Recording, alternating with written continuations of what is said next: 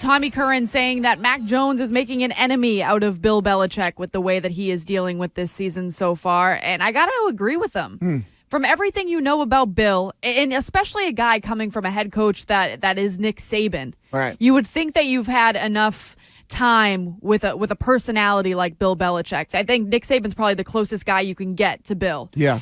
That to then come in and it to fall into what we have in front of us right now, you can't do it. You can't treat teammates or coaches the way that you have and expect your head coach to be on your side. Yeah, I just don't know, like, knowing Bill, like, not really crossing him, but when you start to question, because you got to understand, Bill's kind of he was brought up in this upbringing of, kind of military background where it's like, there's these chains of command and you never question the person who's above you on that chain of command. It's kind of like you got to earn your stripes type of deal.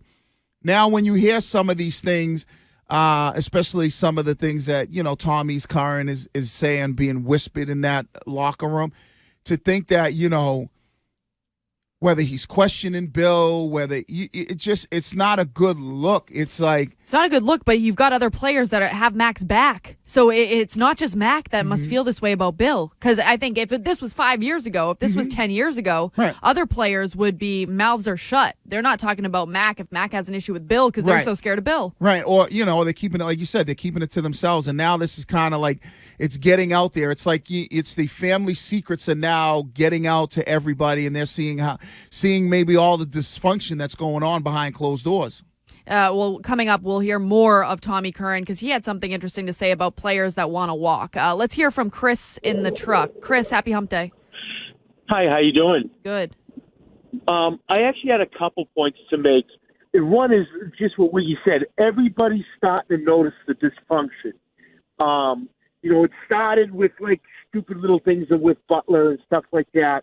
Now, today's generation, if you could just let me make a quick point, these guys are saying, hey, I don't care if you cut me. You're not going to threaten me with that. I'm on a losing team. It's dysfunctional. I'd rather get cut.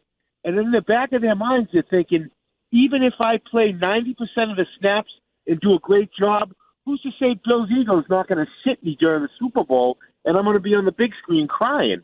These guys don't, this day and age, they're not going to put up with that.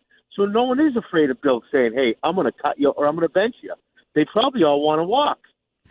Thanks, Chris. Yeah, I mean, you can kind of say that whether it's fair, whether it's the respect level of, some guys, just respected Bill to a certain level because of things that he did, and maybe when you don't win, there's the level of respect that might not be there as much as it used to be when you're winning.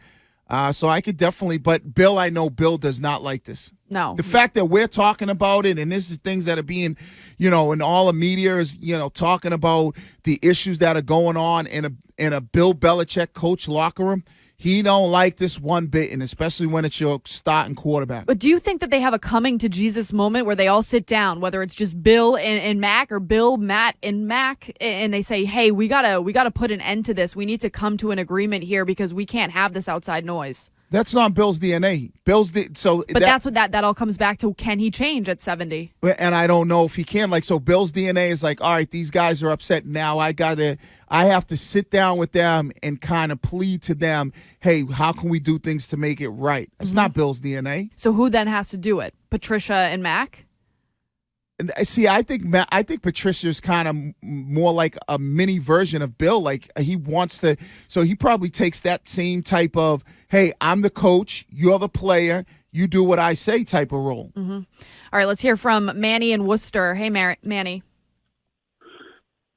Wiggy, Yo. listen, Bill, they need to hire either an offensive-minded coach, because I'll tell you this right now, if you put Mac in San Francisco, he'll be killing it. I'm sorry, but you know what? Brady was a blessing and a curse for Bill. You know what? Yeah, he can put anybody in there because why? Brady masked a lot of those problems that, his deficiencies in drafting and all that other stuff. You don't have that no more. Now you see him what he really is. He's not that great of a coach. And you know what? This is an offensive-minded league. You know what? He won his 6 Super Bowls with Brady, and now, you know what? Like I said, get rid of him, get an offensive-minded coach, or if not, hire an offensive-minded coordinator. Stop hiring your buddies. He always says you do what's best for the team. No, you're not. You're not doing that. Not when you're hiring your buddy and you're not getting it. The most important position on the field is quarterback, and you're doing nothing to help him. Absolutely nothing. Well, maybe this is a blessing and the curse in the sense that there was I forget, it might have been Michael Hawley who had a book, and in his book there was like saying that Bill could win with any average quarterback, right? I don't know if you remember that, Sham. I don't know if you remember those things that were being said at the time. Courtney, you remember that? Yeah, I remember that. So I wonder if now, all right, you don't have Brady, so Brady was more valuable than you thought he was, right? Now you would look and people would say, okay, Mac Jones is, probably a little bit better than average quarterback. I think a lot of people would say that. Is it now the blessing and the curse where you really start to see maybe I need a guy who's closer to Brady than a guy who's just a little bit better than average? So maybe this will wake Bill up and go, I need to go find a quarterback that is closer to Brady in the sense where you're one of the top quarterbacks in the league. But in this market, is he going to pay that guy? Well, I don't know that. That's going to be. You keep saying Lamar Jackson. I think we'd all be on board with that. But is he going to pay what Lamar Jackson wants? But that's where the change becomes. Right. Or he needs to find a guy dedicated to the offensive craft like Kyle Shanahan, because Shanahan has proved, I just need a guy. I need a guy at quarterback. With Shanahan, though, even with a guy with Shanahan, he was trying to move on from Garoppolo, so he went and got a Trey Lance where he expected Trey Lance to be closer to the top of the quarterback list rather than just somebody who's a little bit better than average. So maybe this is a blessing in the sense that you're starting to see what life looks like with a quarterback who's just better than average. Yeah.